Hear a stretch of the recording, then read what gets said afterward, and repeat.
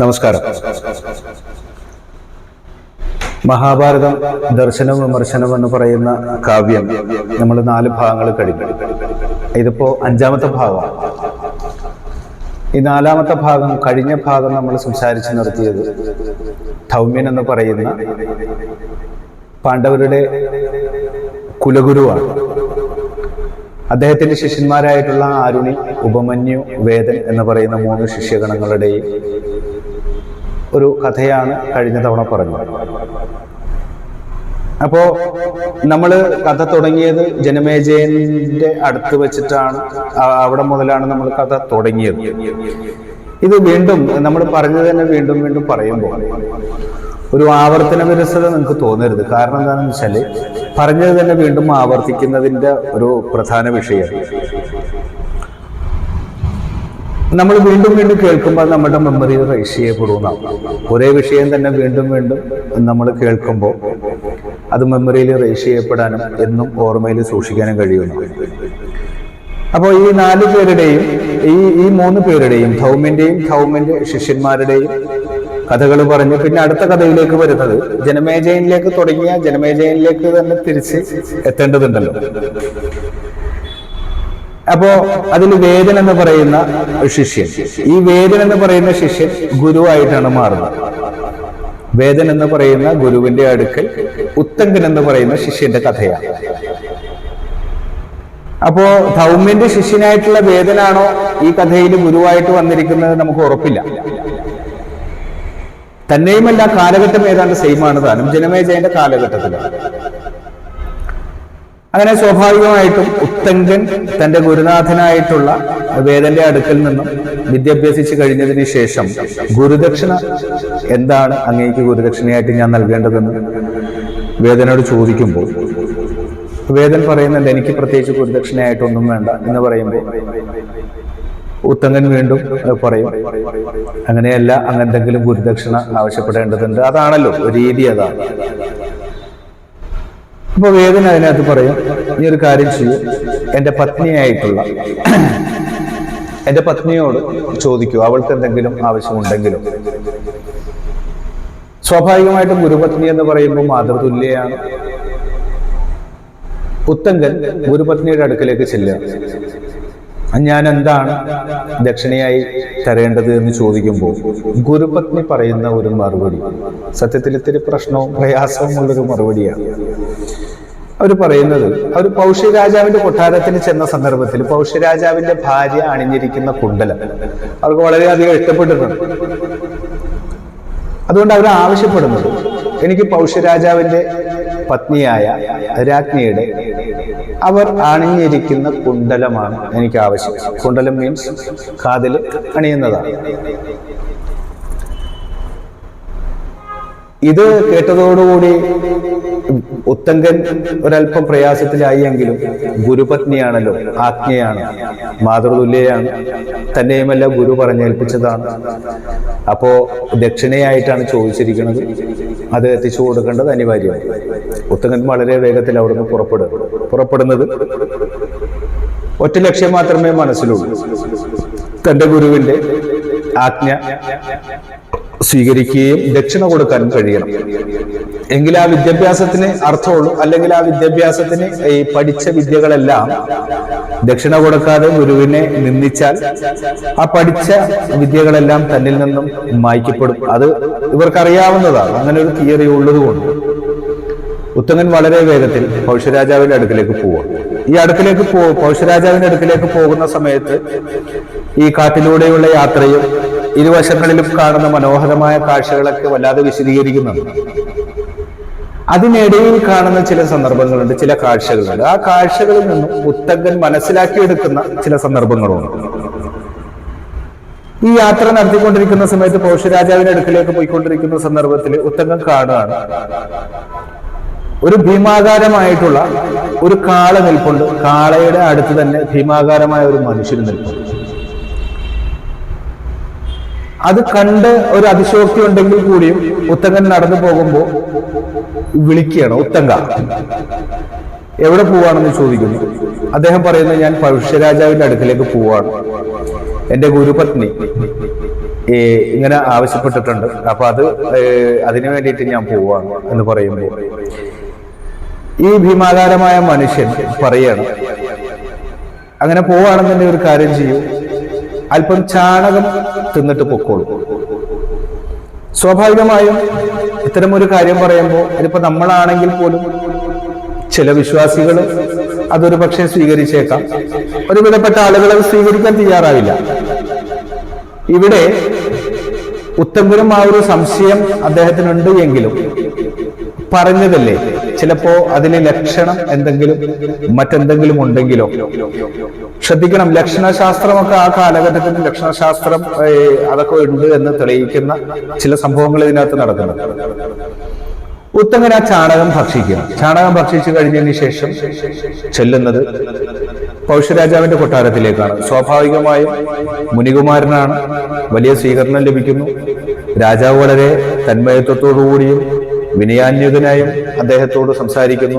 താങ്കൾക്ക് എന്താണ് വേണ്ടത്, ഞാൻ എന്താണ് താങ്കൾക്ക് വേണ്ടി ചെയ്യേണ്ടതെന്ന് ചോദിക്കുമ്പോൾ ഉത്തങ്കന് യഥാർത്ഥത്തിൽ പറയാനൊരു മടിയുണ്ട്. കുറച്ച് സ്ഥലം ചോദിക്കുന്നതല്ല, കുറച്ച് നാണയം, സ്വർണ്ണ നാണയം ചോദിക്കുന്നതല്ല, അല്ലെങ്കിൽ ഗോക്കളെ ചോദിക്കുന്നതല്ല. ഇത് രാജാവിന്റെ പത്നിയായിട്ടുള്ള രാജ്ഞിയുടെ കുണ്ടലങ്ങൾ ചോദിക്കുന്ന വിഷയമായതുകൊണ്ട് അല്പം പ്രയാസപ്പെട്ടിട്ടാണെങ്കിലും അദ്ദേഹം വിവരം പറയുന്നുണ്ട്. എൻ്റെ ഗുരുവിന് ദക്ഷിണയായി കൊടുക്കുന്നതിന് വേണ്ടിയാണ്. അപ്പോ ഗുരുദക്ഷിണയായിട്ട് ചോദിച്ചപ്പോൾ ഗുരുപത്നിയെ ആവശ്യപ്പെട്ടത് അങ്ങയുടെ പത്നിയായിട്ടുള്ള രാജ്ഞിയുടെ കുണ്ടലങ്ങളാണ്, വജ്രം കൊണ്ട് പണിതീർത്ത കുണ്ടലങ്ങളാണ് എൻ്റെ ആ ഗുരു ആവശ്യപ്പെടുന്നത്. അപ്പൊ അതുകൊണ്ട് അത് താങ്കൾ എനിക്ക് നൽകിയാലും എന്ന് പറയുമ്പോൾ രാജാവ് പറയുകയാണ്, ശരി ആയിക്കോട്ടെ, അതിനൊരു കാര്യം ചെയ്യും, താങ്കൾ എൻ്റെ പത്നിയുടെ അന്തഃപുരത്തിലേക്ക് പോയി അവളോട് തന്നെ നേരിട്ട് ചോദിച്ചോളൂ എന്ന് പറയും. സ്വാഭാവികമായ ഉത്തരകൻ നേരെ രാജാവിന്റെ പത്നിയുടെ അന്തഃപുരത്തിലേക്ക് ചെല്ലുന്നു, അനുമതി ചോദിക്കുന്നു, അകത്തേക്ക് പ്രവേശിക്കുന്നു, കാര്യം പറയുന്നു, കുണ്ടലങ്ങൾ ആവശ്യപ്പെടുന്നു. ക്ഷമിക്കണം, ഇവിടെ ചെറിയൊരു വ്യത്യാസമുണ്ട്. ഉത്തങ്കൻ അവിടെ ചെല്ലുന്നു, അവിടെ ചെന്ന് അന്തഃപുരത്തിൽ ചെല്ലുമ്പോൾ രാജ്ഞി അവിടെ കാണുന്നില്ല. എവിടെയൊക്കെ നോക്കിയിട്ടും രാജ്ഞിയെ കാണുന്നില്ല. തിരിച്ച് രാജാവിന്റെ അടുക്കിലേക്ക് വരുന്നു. താങ്കൾ എന്നെ പരിഹസിക്കുന്നതാണോ, ഞാൻ അവിടെ രാജ്ഞിയെ എനിക്ക് കാണാൻ കഴിഞ്ഞില്ല എന്ന് പറയുമ്പോൾ രാജാവ് പറയുന്ന ഒരു മറുപടിയുണ്ട്. അവൾക്കൊരു പ്രത്യേകതയുണ്ട്. ആ പ്രത്യേകത മറ്റൊന്നുമല്ല, നിങ്ങൾ അവളെ കാണുന്നത് ആരാണെങ്കിലും ശരി, അവരുടെ ശരീരവും മനസ്സും ശുദ്ധമായിരിക്കണം. ഏതെങ്കിലും തരത്തിലുള്ള അശുദ്ധി ഉണ്ടെങ്കിൽ നിങ്ങൾക്ക് അവരെ കാണാൻ കഴിയില്ല. അതുകൊണ്ട് ഏതെങ്കിലും തരത്തിലുള്ള അശുദ്ധി ഉണ്ടെങ്കിൽ അത് ശുദ്ധമാക്കാൻ വേണ്ടി പറയും. ഉത്തങ്കൻ അത് ശുദ്ധമാക്കുന്നതിന് വേണ്ടി വെള്ളവും മറ്റു കാര്യങ്ങളും അത് കിഴക്കോട്ട് തിരിഞ്ഞിരുന്നു. അതിന്റെ ഒരു രീതിയും കാര്യങ്ങളൊക്കെ പറയുന്നുണ്ട്. ഇതെല്ലാം ചെയ്ത് ശുദ്ധിയായി കഴിഞ്ഞതിന് ശേഷം വീണ്ടും അന്തഃപുരത്തിലേക്ക് പ്രവേശിക്കുന്നു. രാജ്ഞിയെ ദർശിക്കാൻ കഴിയുന്നു. രാജ്ഞിയോട് കാര്യം പറയുന്നു. രാജ്ഞി ആ വജ്രകുണ്ടലങ്ങൾ ഈ മുനികുമാരന് കൊടുക്കുകയാണ്, ഉത്തങ്കന് കൊടുക്കുകയാണ്. കൊടുക്കുന്ന സമയത്ത് മറ്റൊരു കാര്യം കൂടി പറയാണ്, ഇത് കൊണ്ടുപോകുമ്പോൾ സൂക്ഷിക്കണം. തക്ഷകൻ എന്ന് പറയുന്ന നാഗരാജാവ് വല്ലാതെ ആഗ്രഹിച്ചിട്ടുണ്ട് ഈ കുണ്ടലങ്ങൾക്ക് വേണ്ടിയിട്ട്. അതുകൊണ്ട് അദ്ദേഹത്തെ സൂക്ഷിക്കണം എന്ന് പറഞ്ഞുകൊണ്ടിട്ടാണ് ഉത്തങ്കന് ഇത് കൊടുക്കുന്നത്. ഉത്തങ്കന് ഈ കുണ്ടലങ്ങളുമായി വളരെ വേഗത്തിൽ തന്നെ തിരിച്ചു വരികയാണ്. തിരിച്ചു വന്ന കാട്ടിലൂടെയുള്ള യാത്രയാണ്. ഈ യാത്രയുടെ ഈ സഞ്ചാരത്തിന് ഇടയ്ക്ക് അദ്ദേഹത്തിന് പെട്ടെന്ന് ഈ ദാഹം വരുന്നു. അദ്ദേഹം പുഴക്കരികിൽ വരുന്നു. ഈ കുണ്ടലങ്ങൾ അദ്ദേഹം താഴെ വെച്ച് ഈ വെള്ളത്തിൽ നിന്നും വെള്ളമെടുത്ത് കുടിക്കുന്നു, മുഖം കഴുകുന്നു. ഈ സമയത്ത് ഈ കുണ്ടലങ്ങളുമായി ഇദ്ദേഹം രാജ്ഞിയുടെ അടുക്കൽ നിന്നും പുറത്തേക്ക് ഇറങ്ങുന്ന ഘട്ടം മുതൽ ഇദ്ദേഹത്തിന്റെ പിന്നിലൊരാളുണ്ട്. ഒരു ബുദ്ധ സന്യാസി എന്നാണ് യഥാർത്ഥ ആ കാവ്യത്തിൽ എഴുതിയിരിക്കുന്നത്, ബുദ്ധ സന്യാസി എന്നാണ്. ഉത്തങ്കൻ നോക്കുമ്പോൾ പിന്നിലൊരു സന്യാസിയുണ്ട്, ബുദ്ധ സന്യാസിയുണ്ട്. കുറച്ചു കഴിയുമ്പോൾ അദ്ദേഹത്തെ കാണൂല. കുറച്ചു കഴിയുമ്പോൾ ഒരു സർപ്പത്തെ ദർശിക്കുന്നുണ്ട്. പിന്നെ കുറച്ചു കഴിയുമ്പോൾ പിന്നെയും സന്യാസിയെ ദർശിക്കുന്നുണ്ട്. ഉത്തങ്കന് സംശയമുണ്ട് എങ്കിലും ഇവനൊരു മോഷണമൊന്നും നടത്തുന്നൊന്നും ചിന്തിച്ചിട്ടുണ്ടാവില്ലല്ലോ. സ്വാഭാവികമായും ഉത്തങ്കൻ വെള്ളം കുടിക്കാൻ വേണ്ടി പുഴയോരത്ത് നിന്ന് ഇത് ഈ നദിക്കരയിൽ ഇത് വെച്ച് അദ്ദേഹം നദിയിൽ നിന്നും വെള്ളം കുടിച്ചുകൊണ്ടിരിക്കുന്ന സന്ദർഭത്തിൽ ഈ സർപ്പം, ഈ ബുദ്ധസന്യാസിയും സർപ്പവും രണ്ടും ഒരാളാണ് എന്നതാണ്. ഇതെടുത്തുകൊണ്ട് ഓടുകയാണ്. ഇതെടുത്തുകൊണ്ട് ഓടുന്ന സന്ദർഭത്തിൽ ഇതിന്റെ പിന്നാലെ ഉത്തങ്കനും ഓടാണ്. ഉത്തങ്കൻ പറയണ, അരുത്, നിങ്ങൾ അത് ചെയ്യരുത്, നിങ്ങൾ അങ്ങനെ എന്നിൽ നിന്നും അത് അപഹരിക്കരുത്, അത് തെറ്റാണ്, അതെനിക്ക് പിന്നെ കൊടുക്കേണ്ടതാണ്, ദയവ് ചെയ്ത് എനിക്ക് തിരിച്ചതാന്നൊക്കെ പറയുന്നുണ്ട്, പിന്നാലെ പോകുന്നുണ്ട്. പക്ഷെ പിന്നെ ഒരു തരത്തിൽ ബുദ്ധസന്യാസിയെ ചില സമയങ്ങളിൽ ബുദ്ധസന്യാസിയാവുന്നു, ചില സമയത്ത് സർപ്പമായി മാറുന്നു, ഒരു തരത്തിലും കിട്ടുന്നില്ല. അങ്ങനെ ഉത്തങ്കൻ പിന്നാലെ പോവുകയാണ്. പിന്നാലെ പോകുന്ന സമയത്ത് ഈ ബുദ്ധസന്യാസിയെ പിടിച്ചില്ല എന്ന് പറയുന്ന ഒരു അവസ്ഥയിലേക്ക് വളരെ അടുത്തെത്തുന്ന സന്ദർഭത്തിൽ പെട്ടെന്ന് ഇത് സർപ്പമായി മാറുകയും ഒരു ദ്വാരത്തിലേക്ക് അദ്ദേഹം ഈ സർപ്പം കയറി പോവുകയും ചെയ്തു. ഉത്തങ്കൻ വലിയ പ്രയാസത്തിൽ നിന്നുകൊണ്ട് ആ ദ്വാരം എങ്ങനെയെങ്കിലും ഇത് തിരിച്ചു കിട്ടണമല്ലോ, ഇതെങ്ങോട്ടാണ് പോയതെന്ന് മനസ്സിലാകുന്നത്. അപ്പൊ അവിടെ ഒരു ഇതിന് കയറി പോകാനുള്ള ഒരു സ്പേസ് അവിടെയുണ്ട്. അദ്ദേഹം ഈ വടിക്കഷ്ണം എടുത്തിട്ട് അതിനെ കുത്തി ആ ദ്വാരം വലുതാക്കാൻ ശ്രമിക്കുക.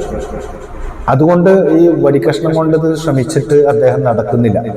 ഈ സമയത്താണ് ഇന്ദ്രൻ തന്റെ വജ്രായുധത്തിനോട് നിർദ്ദേശം കൊടുക്കുക, ഉത്തങ്കൻ ഉപയോഗിക്കുന്ന ആ വടിയിൽ നീ വിരാജിതരാകും, അദ്ദേഹത്തെ സഹായിക്കൂ എന്ന് വജ്രായുധത്തിനോട് നിർദ്ദേശം കൊടുക്കുകയും വജ്രായുധം ഇദ്ദേഹം കുത്തിക്കൊണ്ടിരിക്കുന്ന ഈ കോലിലേക്ക് ഈ വജ്രായുധം പ്രവേശിക്കും. അപ്പോൾ അദ്ദേഹത്തിന് അത് വളരെ വേഗത്തിൽ ചെയ്യാൻ കഴിഞ്ഞു എന്നാണ്. അദ്ദേഹം അതിലൂടെ പ്രവേശിച്ച് അകത്തേക്ക് കയറുമ്പോൾ ഒരു വലിയൊരു ഗുഹാമുഖം കാണുന്നു. ഗുഹാമുഖത്തിലേക്ക് കയറുമ്പോൾ പെട്ടെന്ന് താഴേക്ക് പതിക്കുന്നു. ആ താഴേക്ക് പതിക്കുന്ന ഘട്ടത്തിൽ എവിടെയാണ് ഇത് വീഴുന്നതെന്ന് അറിയില്ല. അഗാധമായ ഒരു ഗർത്തത്തിലേക്കാണ് വീഴുന്നത്. വീണ് കഴിഞ്ഞ് താഴെ ഉത്തങ്കൻ നോക്കുമ്പോൾ കാണുന്നത് വല്ലാത്തൊരു നഗര കാഴ്ചകളാണ് കാണുന്നത്. ആ കാഴ്ച അതിശയിപ്പിക്കുന്ന കാഴ്ചകളാണ്. അത്രയും വർണ്ണനകൾ അതിനകത്ത് കൊടുത്തിട്ടുണ്ട്. അത്യാവശ്യം തരക്കേടില്ലാത്ത കൊട്ടാരങ്ങളും കോട്ടക്കൊത്തളങ്ങളൊക്കെയാണ് അതിനകത്ത് പറയുന്നത്. ഉത്തങ്കൻ അതിലൂടെ പോകുമ്പോൾ അതിലൂടെ കാണുന്ന ചില കാഴ്ചകളുമുണ്ട്. അതിലൊന്ന് പരമപ്രധാനമായി കാണുന്നത് 2 സ്ത്രീകൾ ഇരുന്നു കൊണ്ട് വെളുത്ത നൂലും കറുത്ത നൂലും നെയ്തുകൊണ്ടിരിക്കുകയാണ് ഈ 2 സ്ത്രീകൾ. അത് കണ്ടുകൊണ്ട് അദ്ദേഹം കുറച്ചുകൂടി മുന്നോട്ട് പോകുമ്പോൾ 12 പിടിയുള്ള 6 അതിനെ പറയുന്നത് 6 അരങ്ങളുള്ള 12 പിടിയുള്ള ഒരു ചക്രം ഇങ്ങനെ തിരിച്ചുകൊണ്ടിരിക്കുന്നുണ്ട്. 6 പേരാണ് അത് ചെയ്തുകൊണ്ടിരിക്കുന്നത്. ഇതും കഴിഞ്ഞൊരു അല്പം കൂടി പോകുമ്പോൾ അഗ്നിശോഭയാർന്ന എന്നാണ് പറയുന്നത്, അഗ്നി പോലെ തിളങ്ങുന്ന അഗ്നിശോഭയാർന്ന ഒരു അശ്വത്തെ കാണുന്നുണ്ട്, ഒരു കുതിരയെ കാണുന്നുണ്ട്. അതിനോടൊപ്പം തന്നെ ഒരു പുരുഷനെയും അവിടെ കാണുന്നുണ്ട്. ഇദ്ദേഹത്തിന് അത് കാണുമ്പോൾ ചെറിയ ചില അവസ്ഥകൾ മിന്നിമായുന്നുണ്ട്. ഞാൻ ആ കണ്ടത് ഈ കാലപുരുഷനെയാണോ എന്നൊക്കെയുള്ള ഒരു കൺഫ്യൂഷൻ ഉണ്ട്. ഇദ്ദേഹം ആ സ്ഥലത്തേക്ക് ഈ നാഗം ചെന്ന് ചേർന്നു എന്ന് തോന്നുന്ന ആ സ്ഥലത്ത് നിന്ന് അദ്ദേഹം നാഗങ്ങളെ ആരാധിക്കുന്നുണ്ട്, നാഗങ്ങൾക്കായിട്ട് പൂജ ചെയ്യുന്നുണ്ട്. അതുപോലെ തന്നെ അദ്ദേഹം കാലപുരുഷനെയും ആരാധിക്കുക. ഈ നിൽക്കുന്ന വ്യക്തി സ്വാഭാവികമായും ഉത്തങ്കനോട് ചോദിക്കുകയാണ്. ഈ അശ്വത്തിന്റെ അടുക്കൽ ആള് നിൽക്കുന്നു എന്ന് പറഞ്ഞത് അദ്ദേഹം ചോദിക്കുകയാണ്, ഉത്തങ്ക എന്താണ് നിന്റെ പ്രശ്നം, എന്താണ് നിന്റെ ആവശ്യം എന്ന് പറയുമ്പോൾ കാലപുരുഷനാണെന്ന് ഉത്തങ്കനും ബോധ്യമായി. ഉത്തങ്കൻ പറയുകയാണ്, ദയവ് ചെയ്ത് അങ്ങനെ സഹായിക്കണം, എനിക്ക് നാഗങ്ങൾ എന്റെ അധീനതയിലാകണം, എനിക്ക് വശംവദരാകണം, അതിനുവേണ്ടി അങ്ങനെ സഹായിച്ചാലും എന്ന് പറയുമ്പോൾ ഈ പുരുഷൻ പറയുകയാണ്, ഒരു കാര്യം ചെയ്യും, ആ അശ്വത്തിന്റെ ഗുദത്തിൽ ഊതാൻ വേണ്ടി പറയും. അങ്ങനെ ഉത്തങ്കൻ ചെന്ന് ഈ അശ്വത്തിന്റെ പൃഷ്ഠത്തിൽ ഊതുകയാണ്.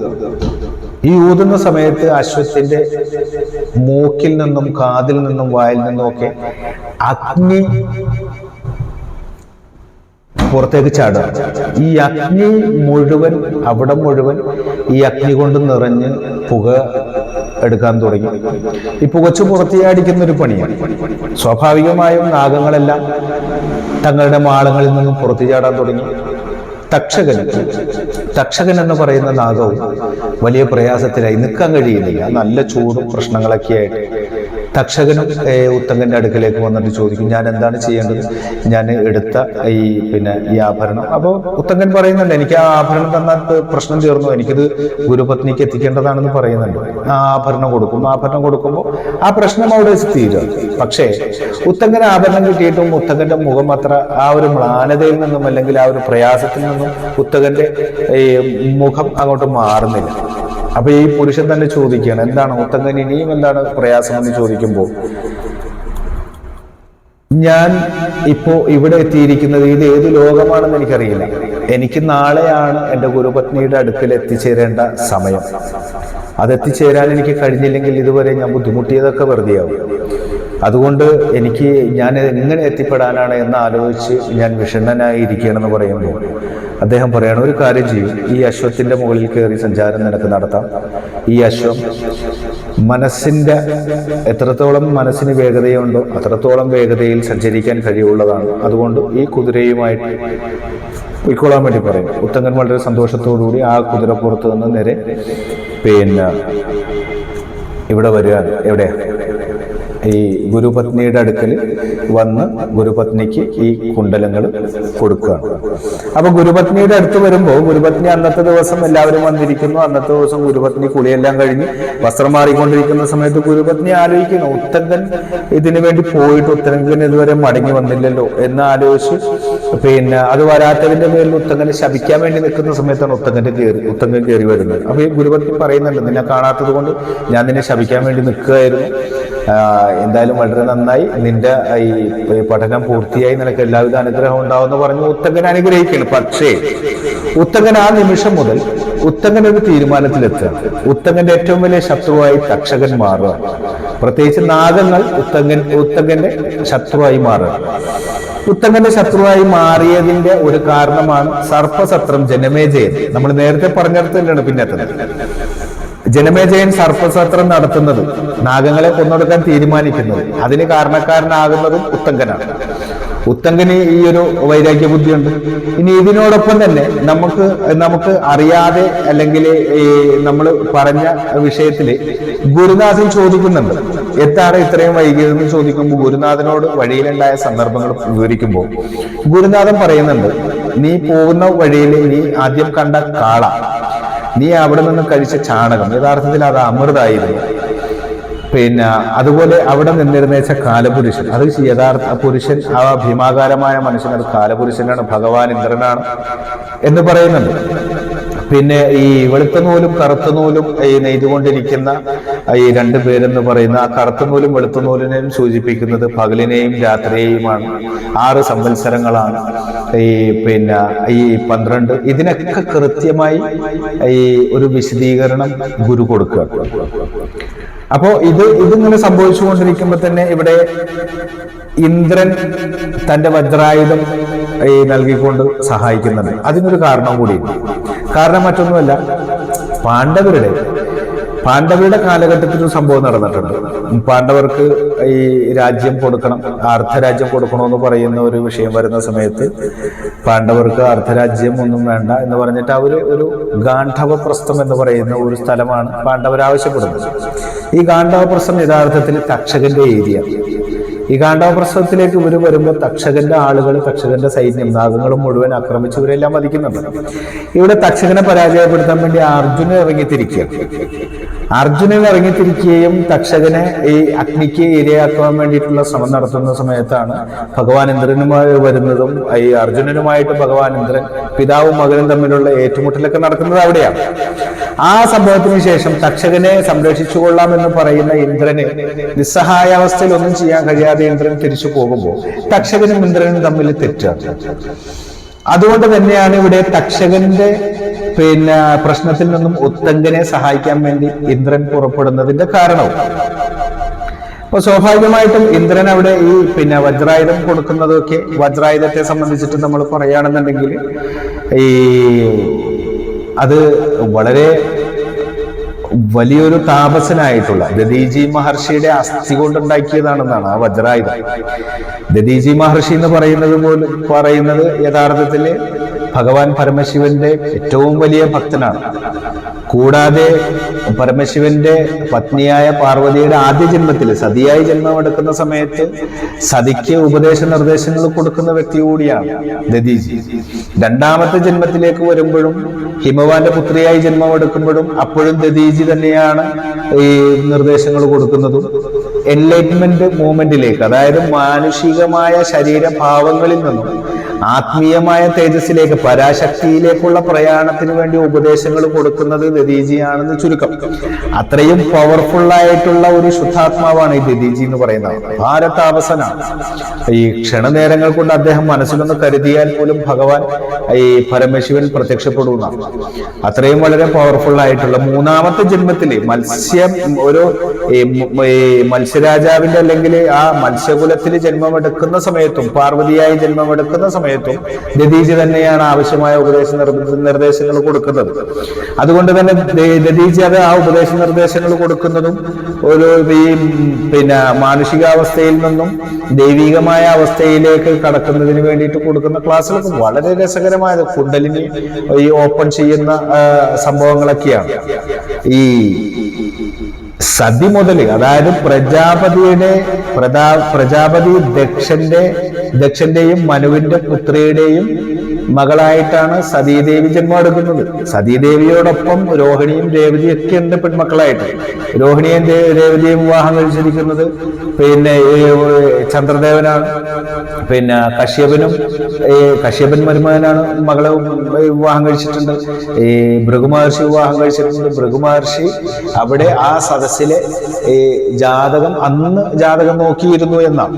ഏത് സത്യയുഗത്തിലെ കഥയാണ് നമ്മളിപ്പോ ഞാനത് ഇതിനോടൊപ്പം ചേർന്ന് പറയാം.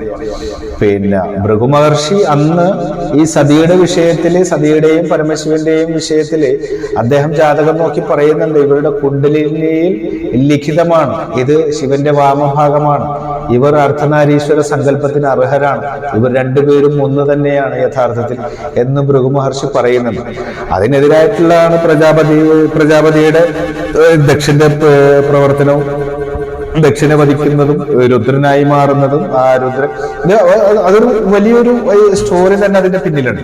അപ്പൊ നമ്മളിപ്പോ പറഞ്ഞു പോയാൽ എവിടെയും എത്തൂല, അതിങ്ങനെ കണക്ട് ചെയ്ത് പോകും. അപ്പൊ ഞാനിതൊക്കെ സൂചിപ്പിച്ചതിന്റെ കാരണം എന്ന് വെച്ചാൽ ഇതൊക്കെ കണക്ട് ചെയ്ത് വരുന്ന ചില മേഖലകളുണ്ട്. അതുകൊണ്ട് ഞാനിതിനെ സൂചിപ്പിച്ചതാണ്. നമ്മളിപ്പോ ഇന്ന് പറഞ്ഞ ഈ ഉത്തങ്കന്റെ ഈ ഒരു സംഭവ കഥ ഇതുകൂടി കഴിഞ്ഞ് ഇനി അടുത്തതിലേക്ക് വരുമ്പോൾ കുറച്ചുകൂടി വളരെ വിശാലമായിട്ടുള്ള ഒരു അവസ്ഥയിലേക്കാണ് കാര്യങ്ങൾ വരുന്നത്.